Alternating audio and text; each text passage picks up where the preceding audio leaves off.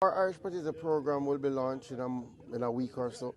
We do have a national Irish potato program, and we have already sourced the seeds. In fact, some farmers have already started to get the seeds, but we will have a formal launch for the program early in December. But we've started to roll that out, as well as our onion program. We've started to roll out our onion program as well, and we do expect that our Irish potato farmers will do a little better this year because of the climatic conditions. The rain helps in terms of water, but we have to see what happens early in the year.